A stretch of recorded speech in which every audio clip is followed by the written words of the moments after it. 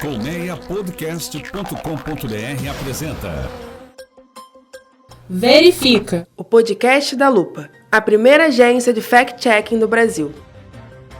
Olá, bom dia, boa tarde, boa noite, boa madrugada para você que nos acompanha mais uma vez aqui no Verifica. Seja muito bem-vindo, muito bem-vinda a mais um episódio da nossa série especial sobre coronavírus. Você já sabe, eu sou Natália Leal, sou diretora de conteúdo da Lupa e o Verifica é o primeiro podcast em língua portuguesa a combater a desinformação e somente fazer isto. Quem me acompanha aqui nessa jornada contra a desinformação, como sempre, é o nosso diretor de estratégia e negócios da Lupa, Gilberto Scofield Jr. E aí, Gil, como estamos? E aí, guria, tudo bem? Olha na medida do possível, estamos bem, né? Tudo bem, entre parênteses, na medida do possível? É assim, né? Todos os meus e-mails são assim agora. Mas enfim, eu estava pensando aqui que como tem informação falsa sobre tratamento da Covid, né? Eu acho uma maluquice. E aí a gente hoje decidiu, por conta desse fenômeno, digamos assim, esse país de 220 milhões de médicos, né, fazer um mutirão contra esses boatos, né, porque tem de tudo. Tem uma história surreal de que aquele cotonete grande usado no teste da Covid, que os profissionais de saúde chamam de swab, esse cotonete faria mal ao cérebro, gente. Esse boato é um absurdo, E outro que vai também nessa linha, né, Gil, é o de que a vitamina D ajuda a conter a doença e daqui a pouquinho a gente esclarece por que isso não é verdadeiro, né? Pois é. E é claro que a cloroquina, o nosso Simba do Rei Leão, frequenta a lista dos boatos sobre o tratamento da Covid mais propagados nas redes sociais. Já a gente explica aqui por que é falsa a afirmação de que o médico precisa receitar esse remédio se o paciente pedir. E a gente também faz um balanço sobre 4 vacinas que já estão em teste com humanos, né? Já estão aí mais avançadas nos testes e que devem ficar prontas primeiro.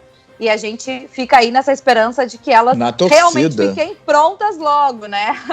2 já estão sendo testadas aqui no Brasil e daqui a pouquinho a gente vai dar esse panorama atualizado sobre as vacinas no Lupa na Ciência. Pois é, o Lupa na Ciência dessa semana está particularmente imperdível, viu?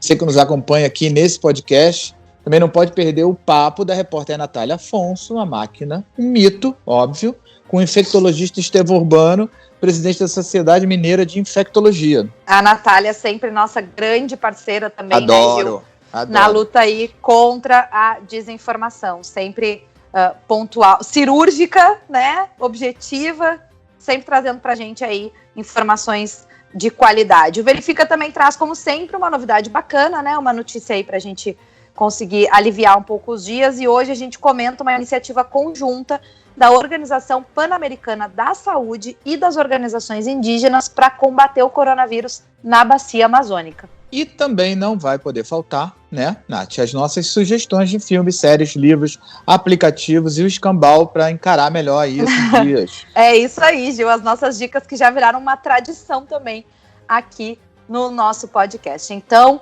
se liga, relaxa aí, que o 15º episódio do Verifica Especial Coronavírus está começando agora.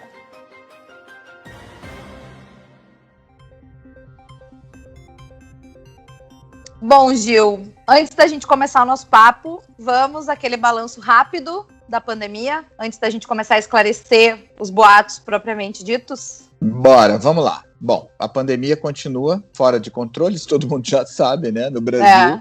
Não é uma novidade. Eu tenho uma amiga que diz que todo dia faltam 15 dias para ela ouvir uma boa notícia a respeito do coronavírus. Eu acho muito bom. Todo dia faltam 15 dias. Mas, enfim, é meio isso, né? Então, hoje, quarta-feira, 7 horas da noite, dia 21. É isso? 22, dia 22. A gente tem aí 2.200.000 contaminados, mais do que isso, né? E mais também de 82 mil mortes confirmados por Covid-19. Estados Unidos são ainda o epicentro da pandemia, com aproximadamente 4 milhões de pessoas infectadas. E só agora, olha isso, o presidente americano Donald Trump passou a defender o uso da máscara. Vejam vocês. Pois é, o negacionismo, né, do Trump, que já custou aí milhares de vidas, e tem causado também um prejuízo político para ele, né? A gente não pode negar isso. Hoje, menos de 40% dos americanos aprovam o governo Donald Trump. E ele já está visualizando, talvez essa coisa de usar a máscara tenha a ver já com a eleição do ano que vem. Não né? tenho dúvida. Dessa avaliação aí que os americanos estão fazendo, então já tem esse custo político. E não é para menos, né, Gil? Vamos combinar.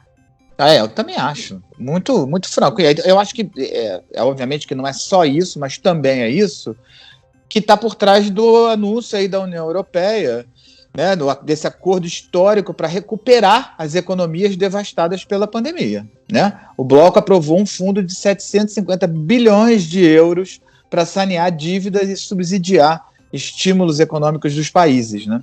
É uma ótima notícia, né? Tá aí a notícia que a tua amiga tá esperando 15 dias. Né? Exatamente. Não, todo dia faltam 15 dias.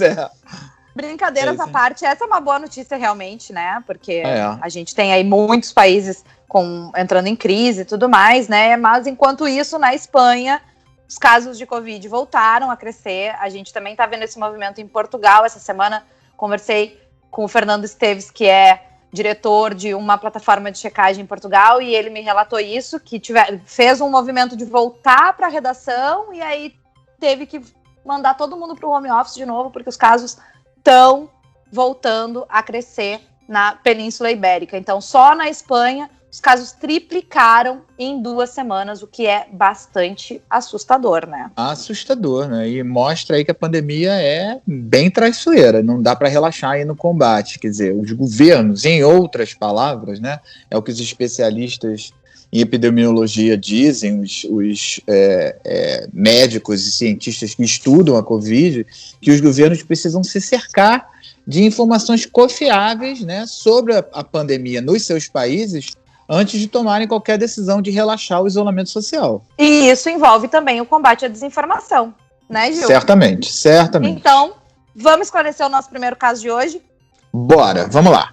Tem uma história aí que voltou a circular nas redes sociais relacionando a falta de vitamina D à morte por Covid-19. Um estudo supostamente realizado na Alemanha. Os boatos são sempre assim, né? Tem sempre uma coisa assim de um exterior, no Instituto Struve-Again, que aí isso dá uma certa, né, um ar de credibilidade à história. Teria concluído esse, né, estudo na Alemanha, teria concluído que quanto menor é o nível da vitamina D no sangue, maior é a chance da pessoa infectada morrer. Por isso, o suplemento de vitamina D ajudaria a prevenir a doença. Mas, só que não, né, Tati? Não, sempre a mesma coisa. Não é bem isso, né? A equipe da Lupa verificou que essa informação, na verdade é falsa, né? É uma distorção aí dos fatos, então vamos esclarecer direitinho o que isso está dizendo. Existe um estudo que foi feito na Indonésia, não na Alemanha, e analisou a concentração de vitamina D em 780 pessoas com Covid-19. Dos 213 pacientes que tinham insuficiência de vitamina D, 87% morreram. A taxa de morte das 179 pessoas com deficiência da vitamina D foi ainda maior, beirando os 100%. Já entre os que tinham níveis normais de vitamina D, só 4% morreram. Aí, tu vai me dizer, bom, então tem mesmo uma relação inversa, né, entre o nível de vitamina D e a probabilidade de morte por Covid. Mas, muita calma nessa hora e me diz por quê. Pois é, Nath, numa leitura rasteira, o estudo até induz a essa conclusão precipitada, né? Mas, infelizmente, né, o universo é complexo e não há soluções simples para problemas, né, complexos. Então, uma análise detalhada do estudo mostra que não há como comprovar a relação entre a falta de vitamina D e as mortes por Covid. Os pesquisadores averiguaram que mais de 70% dos pacientes com insuficiência e deficiência dessa vitamina tinham doenças crônicas, as chamadas comorbidades, e eram mais velhos, ou seja, já apresentavam condições que aumentavam o risco de morte. É isso mesmo, Gil, e tem mais, o estudo foi divulgado num formato preliminar, não passou pela revisão de outros pesquisadores, como normalmente ocorre nesse meio, é o que a gente chama de pré-print, né? Não foi publicado numa revista científica, nem nada. É importante a gente entender essas diferenças quando a gente está falando de estudos científicos. Está acontecendo muito de se divulgar pré-print como estudo definitivo, né? E não é bem isso. Então, Esse estudo não foi publicado em revista científica, não passou por revisão por pares, né? Ou seja, não teve outros pesquisadores que fizeram essa revisão. Então, as autoridades médicas não consideram esse estudo relevante. Pois é, uma dessas autoridades é o vice-presidente do Departamento de Metabolismo Ósseo e Mineral da Sociedade Brasileira de Endocrinologia e Metabologia, Francisco Bandeira. Ele afirmou à equipe da Lupa que não há evidência científica de uma relação de causa e efeito entre a vitamina D e a morte por Covid-19. A Sociedade Brasileira de Endocrinologia e Metabologia esclareceu também que não há qualquer indicação do suplemento de vitamina D para prevenir ou mesmo para tratar a Covid-19. A organização também alertou que o excesso de vitamina D pode causar insuficiência renal e convulsões. Pois é, esse papo de boato, né, essa coisa de boato de prevenção e tratamento da Covid, isso é grave, porque isso pode induzir a comportamentos de risco. Por isso que a gente sempre lembra aqui no Verifica a importância de checar direitinho a procedência de uma informação desse tipo. Não é porque neguinho bota ali que é da Alemanha que vai ficar valendo, oi, da Alemanha, não é da Indonésia, é da Alemanha, né?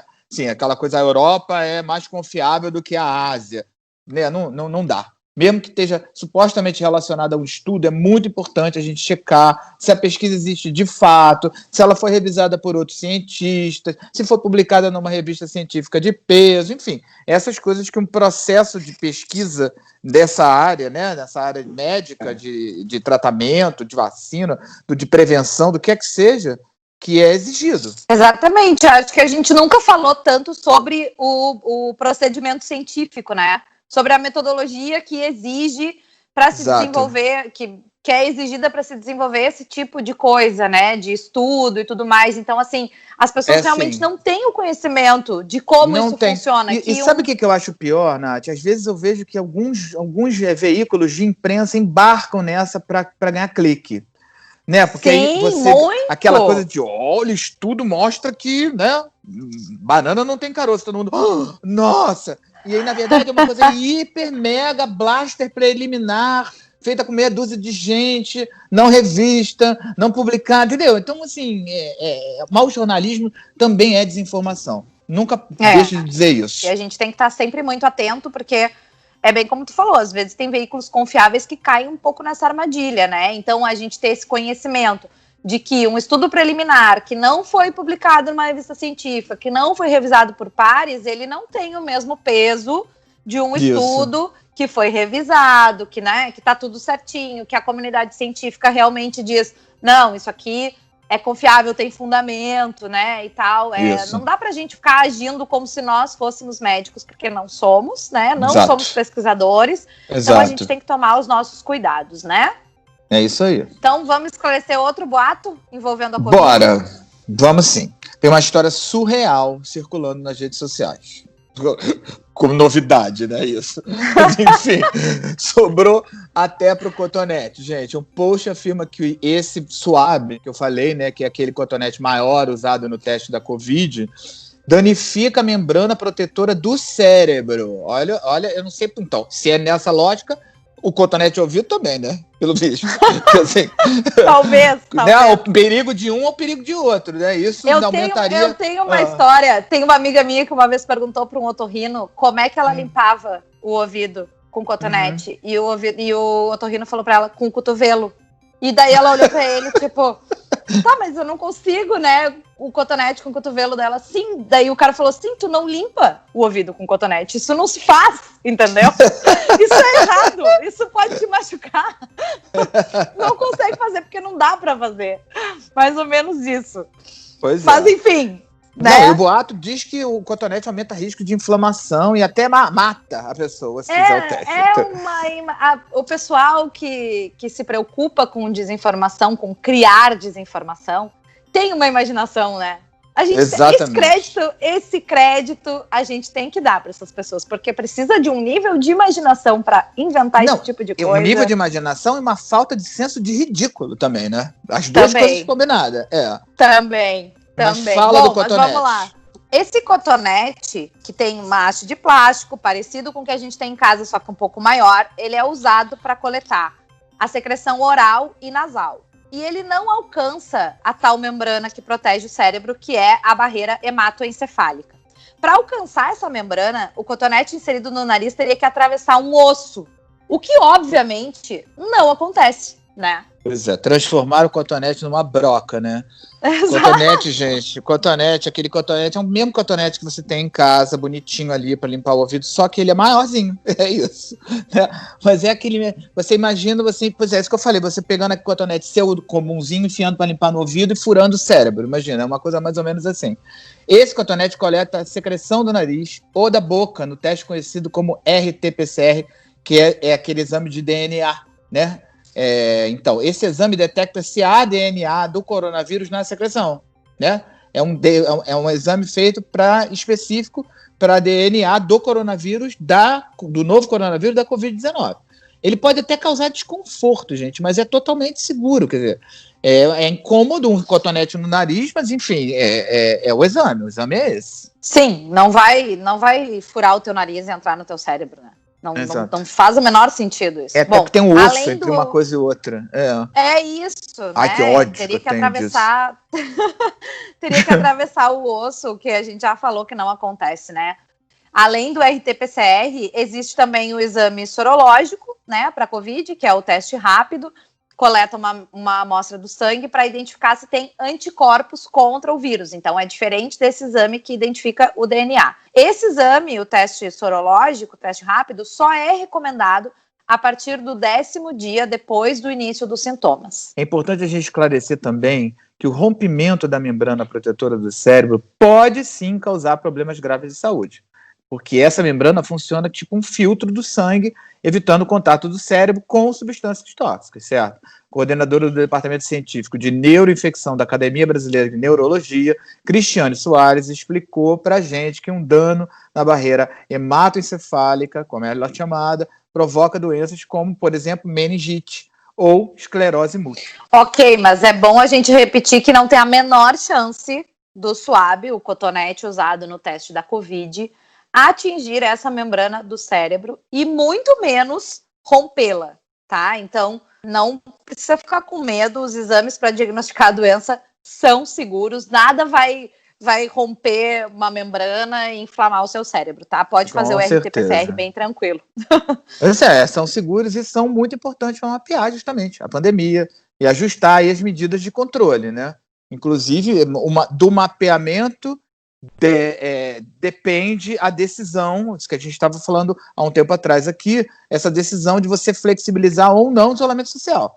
Então, está tudo ligado uma coisa com a outra, certo? Pena que no Brasil a quantidade de testes, esse tipo de teste, ainda é muito baixa, na verdade. Eu acho até que essa é uma coisa a se lamentar. Tinha que fazer mais testes como esse, né? Como a gente já aqui destacou aí algumas outras vezes. Os países que de alguma forma controlaram, né, que tem aí algum sucesso no controle da pandemia, testaram muito, né? Não é o caso do Brasil. O Brasil testa muito pouco. Na verdade, essa é uma coisa que deveria ser mais feita, né? Seja o sorológico ou seja o RT-PCR, a gente deveria ter mais exames, porque isso nos daria uma noção um pouco melhor do que está acontecendo de fato, né? Não só não fura o cérebro, como é útil, né? Exatamente. Então, exatamente. Bom, antes da gente esclarecer mais um boato, só fazer uma chamadinha rápida aqui para quem está nos acompanhando, se quiser saber mais detalhes sobre essas verificações que a gente já contou aqui, né? De uma maneira um pouco divertida, a gente sabe que o assunto é sério, mas a gente tenta tratar com um pouco mais de leveza, né? Se você quiser saber mais, acessa lá o site da Lupa no www.lupa.news. Maravilha, guria. Bom, se hoje a gente trata aqui, em especial, dessas informações falsas envolvendo prevenção, diagnóstico e tratamento da Covid-19, é óbvio que a cloroquina é uma presença obrigatória, eu diria. Né, Nath? Com certeza, Gil. Há meses, a cloroquina e a hidroxicloroquina frequentam a lista dos boatos aí sobre a pandemia mais propagados nas redes sociais. Um levantamento que a Lupa fez nas bases de dados das parcerias, né, com plataformas de checagem latinas e também a partir da IFCN, mostrou que esse é o remédio com mais peças de desinformação circulando no mundo, que a hidroxicloroquina foi desmentida aí por inúmeros checadores de vários países. E agora, um post afirma que o médico deve prescrever o remédio sempre que ele for pedido pelo paciente. Nesse caso, o médico seria obrigado a receitar a hidroxicloroquina mesmo se ele não concordar com esse tratamento. Me explica, é bem isso, Gil? Pois é, mais uma informação falsa associada à hidroxicloroquina / cloroquina, esse nosso Simba do Rei Leão, alçado ao cargo de Simba do Rei Leão, idolatrado, né, por Brasília. O Conselho Federal de Medicina esclarece, no entanto, que nenhum médico é obrigado a prescrever um determinado medicamento, assim como nenhum paciente é obrigado a tomar qualquer medicação, gente. As pessoas vão ao médico porque acham que o médico, como especialista, pode ajudá-la, note bem, ajudá-la no tratamento de uma determinada enfermidade que acomete a pessoa. Cabe ao médico decidir que remédios vão ser usados no tratamento da Covid, mas essa é uma decisão compartilhada com o paciente e não imposta, né? O paciente sabe, né, que o médico sabe muito mais de doença do que ele, paciente. Mas assim, o médico não está com uma faca na mão obrigando o sujeito a tomar um determinado remédio. Tu tá muito espirituoso hoje. Não, eu tô muito irritado, gente. É muita bobagem, juro por Deus. Eu tô ódio.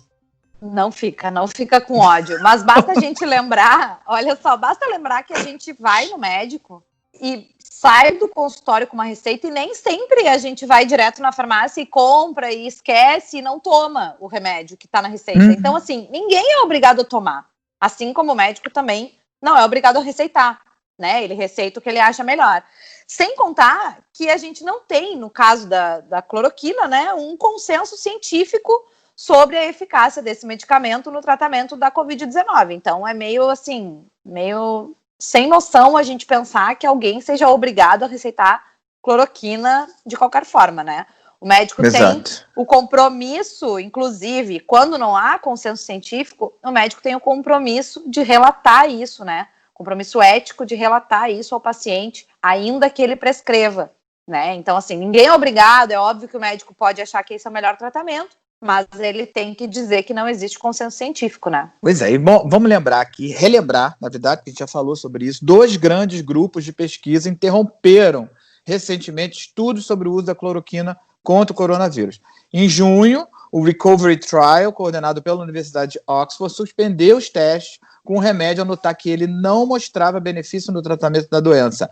Não mostrava benefício no tratamento da doença. Em julho, foi a vez do Solidarity Trial, coordenado pela Organização Mundial de Saúde, se render à falta de benefícios concretos e encerrar os testes com a hidroxicloroquina. É isso, Gil. Apesar de o presidente Jair Bolsonaro liderar aí desde o início da pandemia uma campanha a favor da cloroquina e da hidroxicloroquina, a gente sabe que não tem nenhuma comprovação científica da eficiência desse remédio para tratar a Covid-19. O que a gente tem é muita especulação, muito boato, até porque a gente também já falou aqui que a cloroquina virou um pivô da polarização política, né?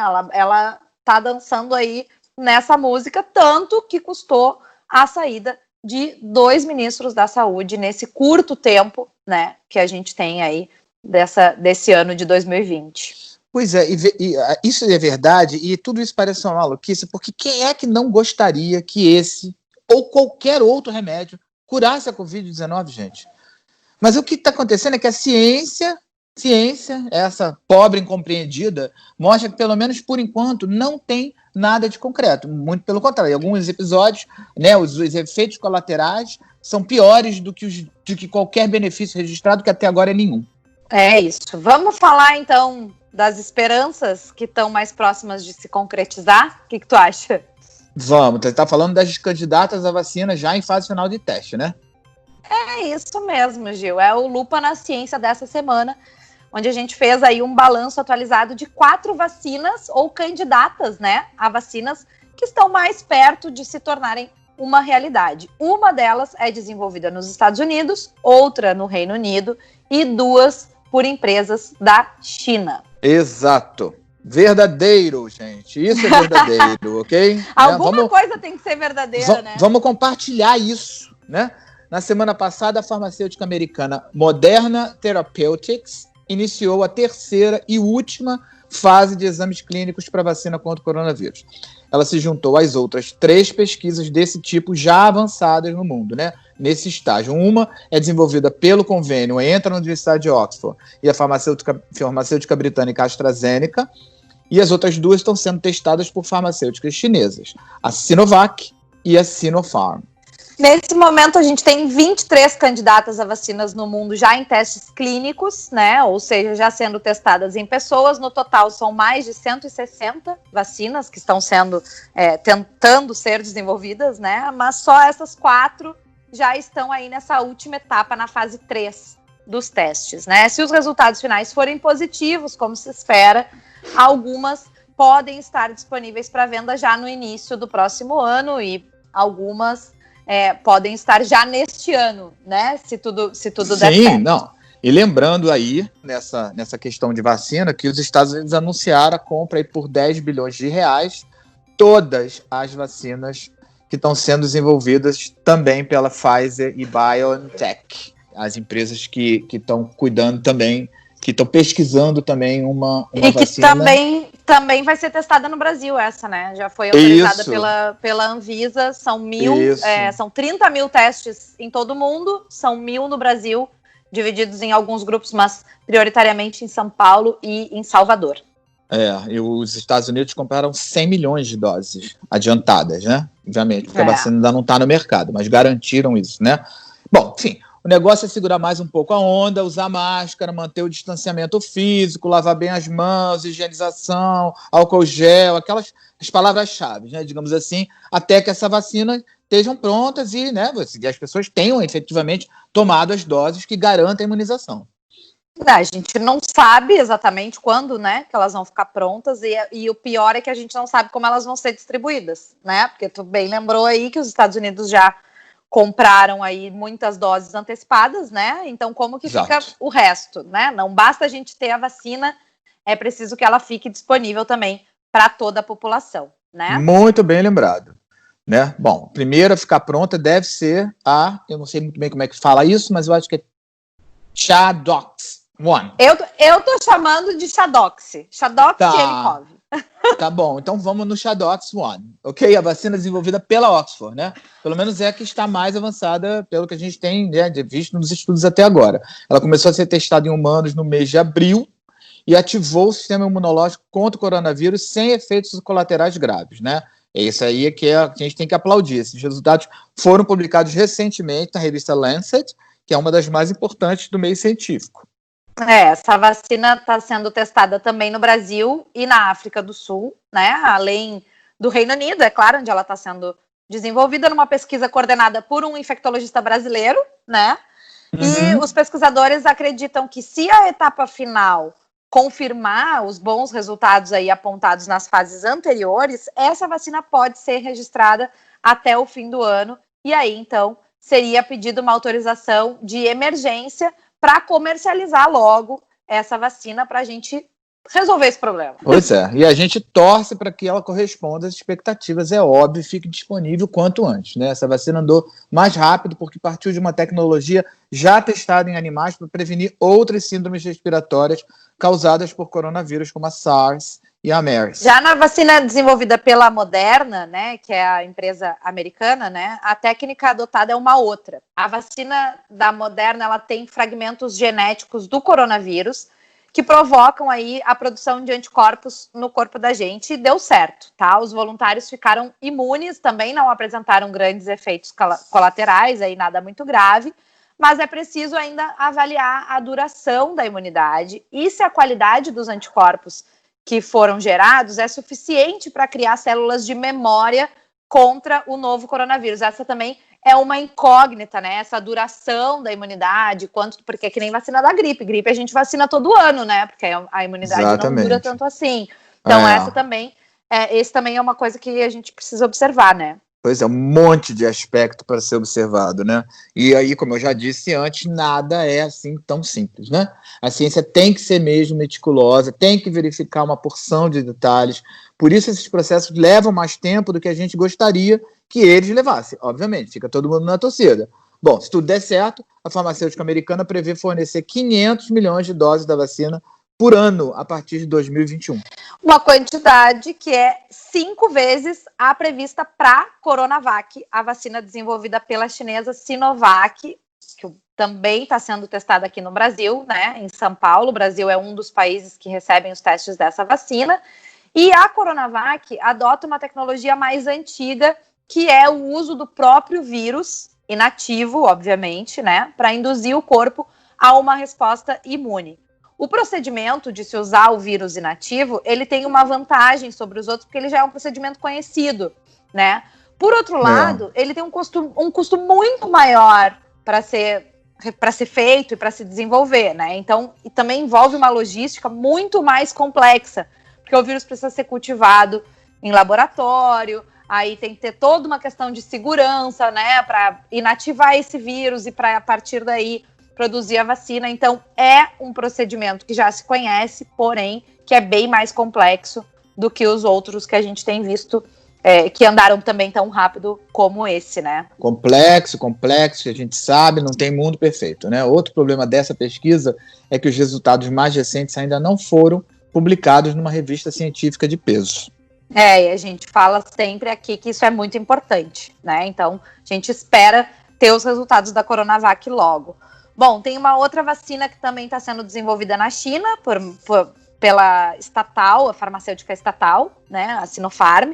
Ela adota uma técnica parecida com essa. Também usa uma versão inativada do vírus, né, morta. Estudos anteriores indicam que esse tipo de imunização não é tão forte como o das vacinas que usam uma forma enfraquecida do vírus. Por isso, em muitos casos, é necessário tomar mais de uma dose para desenvolver imunidade plena. É o caso das vacinas da hepatite, por exemplo, que a gente faz em várias doses, né? A vantagem é que essas vacinas feitas com o vírus morto, elas costumam ter efeitos colaterais bem mais a menos do que outros tipos de desenvolvimento de vacina. Em resumo, a gente tem aí pelo menos 4 boas perspectivas de vacina disponíveis no início do próximo ano, certo? Mais ou menos o prazo que a gente está imaginando e que os próprios laboratórios estão informando. Claro que, como a gente já comentou, é preciso pesquisar por quanto tempo dura a imunidade, se ela vale para mutações do vírus, né, que às vezes os vírus mudam muito, e como é que vai ser a distribuição dessas vacinas. Falando nisso, Gil, temos uma ação global chamada COVAX Facility, que pretende garantir o acesso amplo, rápido e igualitário às vacinas. Essa iniciativa reúne 165 países e envolve a Aliança Global para Vacinas e Imunização, que está ligada aí à fundação criada pelo Bill Gates e a Coalizão para Inovações em Preparação para Pandemias e Epidemias. A meta é distribuir 2 bilhões de doses de vacinas pelo mundo até o fim do próximo ano, uma meta ousada, né? Ousada, mas lembrando que o mundo tem 7 bilhões, né? Então, assim, vai levar 3 anos para imunizar o planeta. A gente torce, logicamente, para que essa meta seja alcançada. Mas isso depende de uma série de trâmites burocráticos, econômicos, políticos, regulatórios, enfim. Depende aí de diversos tipos de negociação. Como sempre, falou a voz da experiência, né? Tem toda a razão, Gilberto Scofield Jr. Eu sou só uma jovem sonhando. Tô todo trabalhado no ódio essa semana, todo. Eu tô vendo. Bom, o sucesso dessas negociações aí depende, antes de tudo, né, de um pacto entre lideranças mundiais para facilitar o acesso às vacinas, especialmente nas populações mais carentes, e a gente fica torcendo para que isso aconteça e logo, né? Pois é isso mesmo. E aí, a gente aqui no Verifica tem um pacto com uma máquina, um mito ambulante, que se chama Natália Afonso. Nossa queridíssima repórter. O nosso pacto mais tradicional do que o meu contigo e o teu comigo, é o nosso com a Natália. Não é? A cada semana ela tá aqui com a gente. Quem nos acompanha já sabe, né? A Nath bate um papo com um especialista em saúde, tirando as dúvidas dos nossos ouvintes, dos nossos leitores. A Natália conversa hoje com o infectologista Estevão Urbano, que é presidente da Sociedade Mineira de Infectologia. Chega mais, Nath, tudo bem? Oi, Nath. Oi, Gil. Tudo ótimo, sim. Como a Nath já falou, eu conversei essa semana com o infectologista Estevão Urbano, que é presidente da Sociedade Mineira de Infectologia. As dúvidas encaminhadas pelos nossos ouvintes e leitores eram sobre transmissão do vírus e possíveis sequelas que um paciente curado da Covid-19 pode ter. Um ouvinte perguntou se os ácidos produzidos no estômago são capazes de matar o vírus, caso a pessoa tenha comido algum alimento contaminado. Eu comecei a entrevista perguntando para o Dr. Estevão se, em primeiro lugar, se era possível se contaminar dessa forma e se esses ácidos produzidos pelo corpo podem eliminar o novo coronavírus. Provavelmente, essa transmissão pelos alimentos, se ocorrer, ela é muito pequena. Mas, de qualquer maneira, ainda uma doença pouco conhecida, pouco estudada, não é de se descartar, principalmente se você vai ingerir alimentos crus que podem ter se contaminado por gotículas de saliva, né, de secreções respiratórias de alguém doente. Por isso é que se recomenda uma boa higienização desses alimentos, que vão ser comidos crus, frutas, verduras, etc. Muitas vezes se usa, inclusive, a solução de hipoclorito, né, em concentrações pequenas, não precisa ser grande concentração. Ou mesmo uma boa higienização com água e sabão, deixando escorrer bastante água. O suco gástrico pode ser que realmente inative o vírus, mas o problema é que a contaminação ela se dá na hora que o alimento chega na boca, né, nas mucosas orais, muito antes, portanto, do vírus ser eliminado pelo suco gástrico. Então, o alimento não precisa chegar no estômago para o vírus ser introduzido no organismo. O vírus já aproveita ali a mucosa da boca, da garganta, onde não tem o suco gástrico de forma normal, rotineira, e aí ele pode se multiplicar e acabar contaminando o indivíduo. Então, infelizmente, a produção de líquido gástrico, ela está distante da boca, né? E nesse caso não evitaria a contaminação. É possível pacientes assintomáticos da Covid-19 ter sequelas da doença? Rarissimamente ter sequelas. A Covid-19 pode deixar, às vezes, em algumas pessoas, um estar de baixa energia, por algum tempo ainda depois que ela aparentemente está curada, mas que isso acaba voltando normalmente com os dias, com as semanas, ao que era anterior, sem uma sequela crônica, vamos assim dizer. Eu diria que a sequela mais possível de acontecer, mas num volume baixo em relação ao número de casos que nós temos, é quando ela comete o sistema nervoso central. Em alguns casos, ela pode causar, por exemplo, um acidente vascular cerebral, como se fosse qualquer derrame, né, cerebral, e aí nesses casos, dependendo da extensão, do local em que acomete, ela pode gerar sequelas definitivas, mas só em circunstâncias muito especiais. Uma ouvinte da Lupa disse aqui um comentário que ela foi infectada com a Covid-19 e depois de curada ela ficou com falta de memória. E ela perguntou se essa sequela ela é normal e se existe algum estudo que fala sobre a memória poder retornar. Na verdade, como eu já tinha manifestado anteriormente, isso só pode acontecer de forma grave, possivelmente a longo prazo, se houve alguma manifestação do sistema nervoso central parecida com um acidente vascular cerebral, um derrame cerebral. Se não ocorreu isso com ela, possivelmente em breve essa memória dela vai estar totalmente recuperada. Essa semana eu conversei com o infectologista Estevão Urbano, que é presidente da Sociedade Mineira de Infectologia.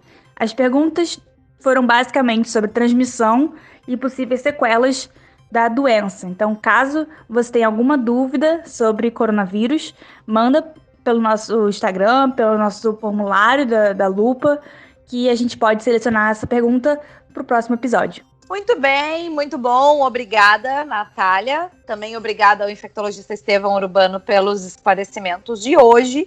E eu lembro que toda semana a gente traz aqui no Verifica esse papo, né, com um especialista na área de saúde, e a gente tira as suas dúvidas. Então, se você tem alguma dúvida com relação à Covid-19, com relação ao novo coronavírus, você vai lá no Instagram da Lupa, sempre tem uma caixinha lá disponível para você deixar as suas dúvidas, ou então manda suas perguntas para o lupa@lupa.com.br.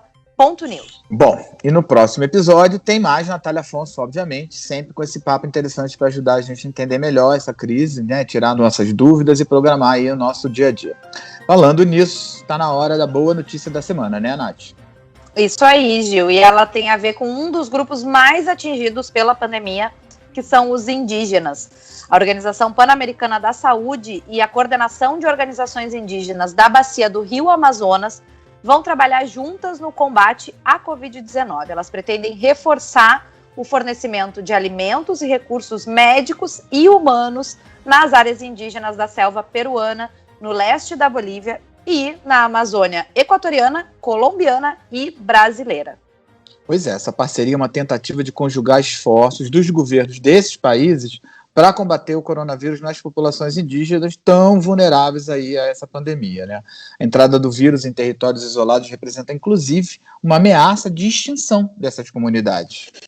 A gente espera que o governo brasileiro se sensibilize e se integre de alguma forma a esses e outros esforços que já estão sendo feitos para proteger as populações indígenas, até porque a gente já falou sobre isso em um outro episódio do Verifica. Isso não é nenhum favor, isso é um dever constitucional que nós temos, né, Gil?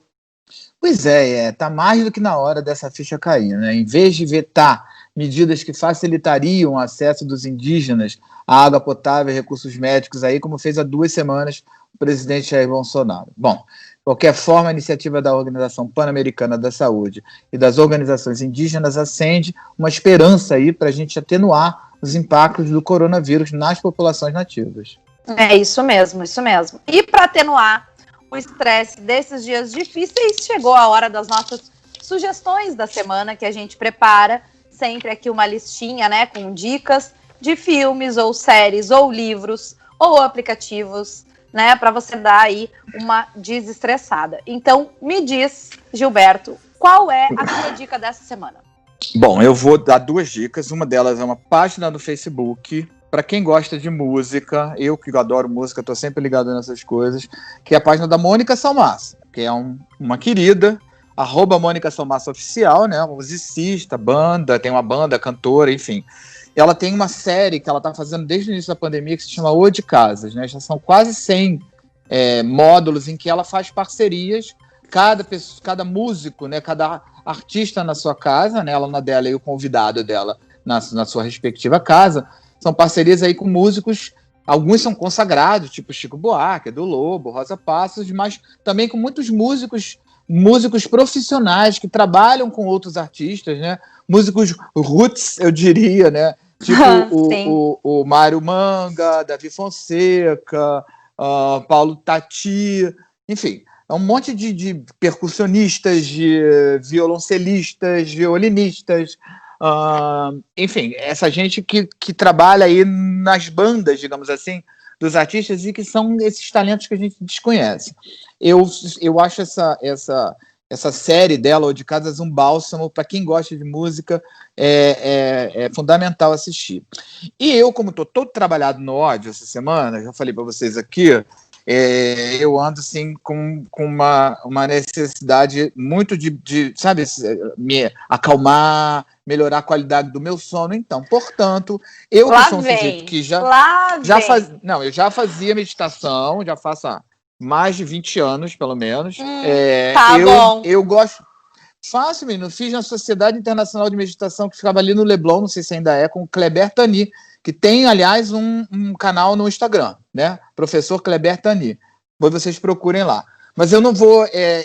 o perfil dele no Instagram é ótimo, mas eu gosto muito do Deepak Chopra. Eu já recebi algumas correntes de WhatsApp, correntes do bem, né? Com dicas dele sobre meditação. E ele inaugurou, quer dizer, lançou, não sei bem como é que eu digo isso com relação ao aplicativo, um aplicativo de meditação em parceria com a Oprah, a apresentadora americana, né? O aplicativo se chama Oprah and Deepak, aquele e-comercial. E ele é um aplicativo que mistura experiências de meditação gratuitas com pagas, né? Tem um monte de conteúdo ali e são conteúdos muito bons porque para quem tem problema de meditar, né? Tem gente que acha difícil, que acha complicado de se desplugar e esvaziar a cabeça. Eu acho bom porque o médico e escritor Deepak Chopra, ele é um cara que consegue fazer esse processo, fazer você entrar no processo de uma maneira muito fácil, né? Ele pega na sua mão, digamos assim, e leva você pela experiência da meditação. E eles têm lá uma experiência de meditação de 21 dias, chama-se 21 Day Meditation Experience, que é disponível em inglês e espanhol, né? Que também facilita um pouco, que é absolutamente espetacular, né? Eu estou fazendo, me ajuda muito a dormir melhor, a acordar mais bem disposto, a focar direitinho e deixar de lado esse trabalho do ódio que me consome vendo essa desinformação absurda todo dia. Olha isso, amiga. E você? Me conta tudo. Eu tô, assim, eu vi muita besteira no final de semana, muita besteira mesmo. Sabe aqueles finais de semana que tu precisa relaxar e quer ver umas coisas bem idiotas? Isso. Então, eu vi muita besteira e eu não vou dar dicas das coisas que eu vi no fim de semana, mas eu quero dar uma dica de uma boa série que eu assisti no Amazon Prime, que se chama Homecoming. É uma série produzida pela Julia Roberts. São 2 temporadas. Não assistam a segunda temporada, assistam só a primeira, tá? A primeira temporada, eu me senti o tempo inteiro assistindo um filme do David Lynch. É maravilhosa. Ai, que delícia. A estética é super Twin Peaks, assim, sabe? E tem todo uns cortes de tempo. Eu já indiquei várias séries aqui com cortes de tempo, né? Que a gente fica tentando catar umas pistas, assim, para entender o que está acontecendo. Mas, basicamente, a premissa é que Homecoming é um centro de recuperação de veteranos de guerra, né? Então, nos Estados Unidos, fica na Flórida, em Tampa. E aí as pessoas vão para lá e tem um tratamento que é feito, e em volta desse tratamento aí tem vários mistérios, tem várias coisas envolvidas. A Julia Roberts é a psicóloga, né, que acompanha esses meninos que estão lá internados nesse centro, mas ela também aparece num outro momento da história fazendo uma outra coisa. A gente já não sabe mais quando que se aquilo é antes, se aquilo é depois. Olha, é uma trama bem intrincada, são 10 episódios de meia hora, tá? 30 e poucos minutos. E vale muito a pena, tá? É muito bom. Homecoming. E é isso. Eu não vou me estender muito mais, que depois o Sérgio fica louco que a gente fica falando sem parar. Exato. Vamos se despedir? Bora se despedir, mas semana que vem a gente volta. É isso aí. A gente volta sempre junto aí na nossa jornada contra a desinformação. Neste mesmo horário, neste mesmo local, estaremos aqui na próxima semana. Eu lembro que para você acompanhar as informações verificadas pela Lupa, segue a gente lá nas redes sociais, no Facebook, no Twitter, no Instagram. Também fica de olho no nosso site, no www.lupa.news. E se você tiver sugestões de checagem, manda pra gente no lupa@lupa.news. A produção e a reportagem do Verifica são da equipe da Agência Lupa e o roteiro e a edição ficam por conta dos nossos amigos e parceiros do Colmeia Podcast. Até a semana que vem. Fiquem bem, fiquem em casa, não entrem em pânico. Um beijo, tchau. Tchau, gente. Até semana que vem. Fica todo mundo bem. Verifica, o podcast da Lupa, a primeira agência de fact-checking do Brasil. Uma produção colmeiapodcast.com.br. Colmeia Podcast, o rádio do seu tempo.